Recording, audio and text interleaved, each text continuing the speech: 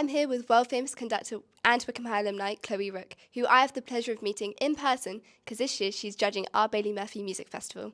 So, Chloe, could you tell us a bit about yourself and your career? Yes, so my work takes me all over everywhere, as you say. I work all over the world.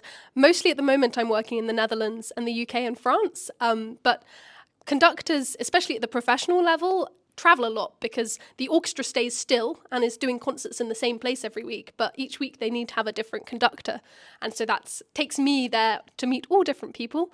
I work with orchestras but also opera houses, basically anything with an orchestra. I also have a cool orchestra called Street Orchestra, and we don't just do classical music there, we do arrangements of pop stuff, jazz, things from other musical cultures around the world. So basically, I work with anything that has an orchestra or any orchestra. Did you always want to be a conductor? And if not, what did you want to be beforehand and what changed your mind?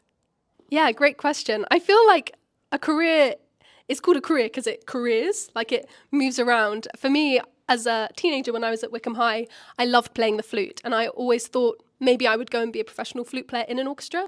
And at the same time, I loved playing piano, and I did a lot of the school musicals. Actually, as a kid, I definitely wanted to be an actress. I wanted to sing and dance on stage, but I wasn't that good at dancing.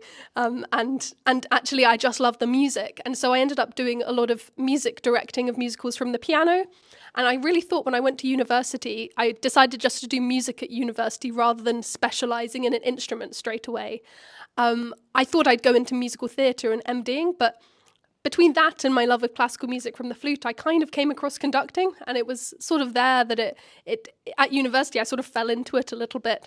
I'd learnt how to do a little bit of basic conducting before I left school, and so when I got to university and there was a chance to conduct, and someone said, "Does anyone here wave their hands?" I said, "Well, yeah, I actually do know how to," and it spiraled very quickly as people picked up. I was able to do it, and there was a need, and I auditioned for things and kind of fell into conducting a little bit that way. But it definitely, in fact, I'd say as a teenager, I didn't even know it was something you could just be a conductor. I knew you could be a music teacher and conduct a bit, or I did lots of youth orchestras and things, but those conductors tended to also be music teachers or have other jobs. I didn't know you could just make a career out of being a conductor, and that was a nice surprise. And did you have any role models in your career? Actually, when I was in my last couple of years at Wycombe High, in Birmingham, they have a symphony orchestra, the City of Birmingham Symphony Orchestra, and they had a new chief conductor called Mirga Grajinte-Tila, I think I'm saying her name correctly, and it was the first time I'd seen a young woman, she was about 30 when she got the job, as a conductor. I'd only ever really been to concerts and seen men, and generally slightly older men, and not that I didn't think that was a job I could do, but I think because I didn't see myself in them, it wasn't really something I'd considered for myself. And suddenly there was this young woman in the job, and she was cool and she was relatable. And I think that sparked something in me a little bit. I certainly wasn't like, I've got to be a conductor too, but it sort of opened the door for me. And I think there's something about seeing women in roles, especially sometimes younger women, because if you're a teenager, that's when you start to make the decisions about your life. Seeing young women in roles which are usually male roles kind of helps to open that pathway in your brain to think, that could be me too. How did you actually start out in your career, and what advice would you give to someone looking to start a similar career? Well, conducting's a pretty niche career, but I definitely got started by kind of falling into it, as I said.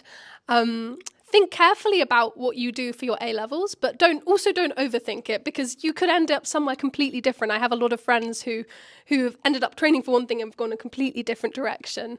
But do think carefully. If there's a door you want to keep open, just be mindful about how you're going to keep that door open.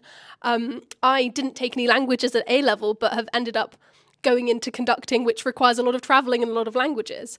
At the same time, it's not been a problem, and I've just figured it out as I go along. Also, don't stress that if you maybe seem to shut a door, you can actually learn later on, and I've really been enjoying getting into languages in my 20s, kind of picking up from where I was at GCSE. So yeah, and in terms of if someone's interested in conducting, I'd say get lots of experience. Get groups of people together. I started by just playing the piano and getting friends to sing, or conducting a little bit with groups of friends and just pulling people together, even if it was an orchestra made up of all the wrong instruments on the wrong parts, just to get practice and practice beating and throw yourself into things. But in a way, that's the same with any leadership job. It might be the same directing theatre or putting on performances of other things in performing arts. You've just got to do it and throw yourself in there and find friends who are willing to do it with you and just have a go. What would you say is one achievement that you're most proud of?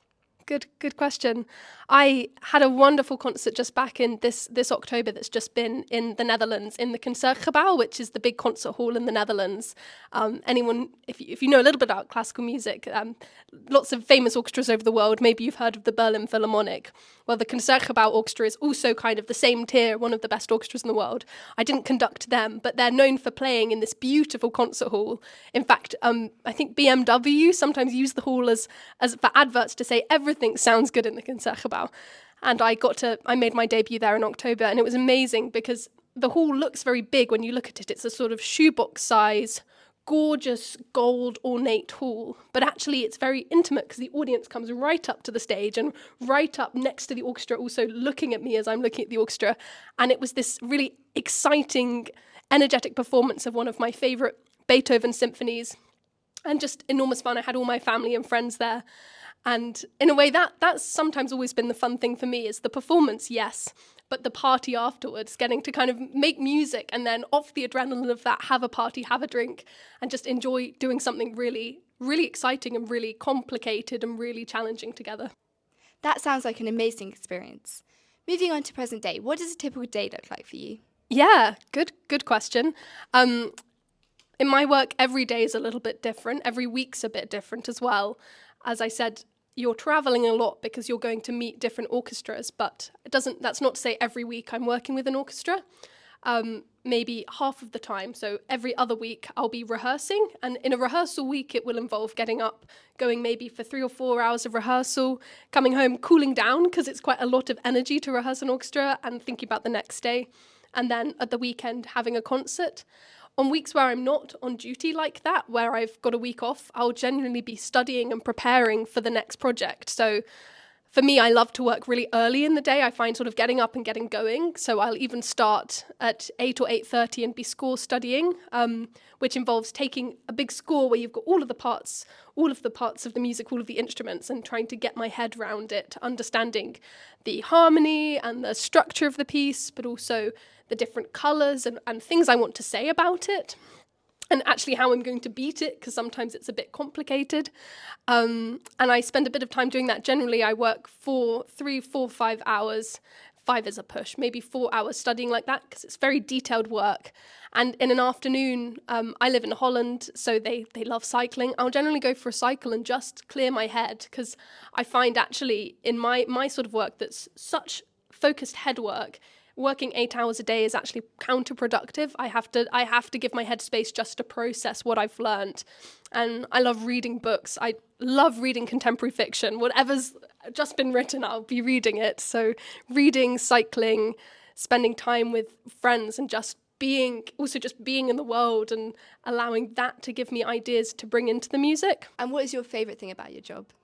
I think it's the connection with audiences is the thing I love the most, because what's great about music is the fact it touches us. That's in a way what draws us into it. It's why we love listening to certain pieces of music, because they kind of speak to us. And I love the fact that my job, the music I make and that we make with the orchestra matters regardless of who we're bringing it to. And actually it's an equalizer, whether it's a scary concert in a big concert hall with a famous orchestra, whether it's doing a small orchestra for a group of primary school children, all of it matters equally. And I think I love the fact that there's meaning wherever I'm doing my work. That gives a great sense of purpose and also just a real enjoyment. And it means that even when it's stressful, it's still fun. This weekend, I've heard you're performing in the Barbican with the London Symphony Orchestra. Why don't you tell us a bit about what's in store? Yes, absolutely. I've been working with the London Symphony Orchestra for 3 or 4 years now. I met them in a competition I did. I conducted them I was competing, and it went well, and we got on really well, and they've invited me back for a few concerts, for their family concerts. They do really a lot of work for all different communities, the orchestra in London. But this particular concert series is aimed at families and their kids. And this weekend, the theme is Heroes and Villains. And the presenter, Rachel Leach, has developed a series of little extracts of music, some full pieces, some shorter bits, but including, of course, would make sense with heroes and villains, some superheroes. So we'll be doing the Superman theme tune, as well as the, for a villain, the Darth Vader theme from Star Wars, which is particularly cool because the London Symphony Orchestra, the LSO, were the orchestra who recorded these tracks for the film. So it's kind of exciting to stand in front of 100 people who know it so well and just to hear that sound as you would in the film. That sounds nerve-wracking, but also like an incredible opportunity. I love how orchestras are engaging all ages too. Someone as talented as you must have so much going on. Have you got any plans for the near future? Yeah, good. There is a lot going on. I think that might also just be a facet of being in your 20s, actually. Life does kind of kick up. But I love just spending time with my friends in the Netherlands. I love just being there, honestly, when I can just be at home. A holiday for me is just being at home. And I live in The Hague, so it's by the beach. Personally, I'm getting married this year, so that's an extra complexity to be managing traveling and distance from my partner, who he's in Holland. So just navigating how we plan a wedding when there's sort of work in the picture and we're in different places. But yeah, that's kind of what's going on at the moment. Lots of both life things and work things at the same time. That sounds very busy. And congratulations on the engagement too. And finally, do you have one piece of advice that you'd like to share to the people watching? Yeah, I think don't be afraid to pursue your interests to the full while you're at school, and to follow what you feel passionate about at a given moment. But also don't be afraid that if that means that you're closing some doors, I think, as I said earlier, that means that you're blocked from them forever. I think I got scared when I started being a conductor that the choices I'd made at school were going to prevent me. The fact I hadn't wanted to be a conductor for many years, so I hadn't spent my teenage years studying scores. But at the same time, I had some skills that were really good for it. And don't be afraid that if you read a tick list of all the things you have to do to a career, if you have quite a lot of them really well, but you don't have all of them, don't pre-select yourself out of it if it's something you're passionate about. Follow that, and you can always develop other skills. Sometimes you might actually have a unique skill that someone who has all of those skills doesn't have. So I think being confident to take steps, even if you're not 100% sure, but if it's something you're passionate about and want to do, really go for it. And yeah, don't be afraid to try. Thank you so much for talking to us today. You're welcome.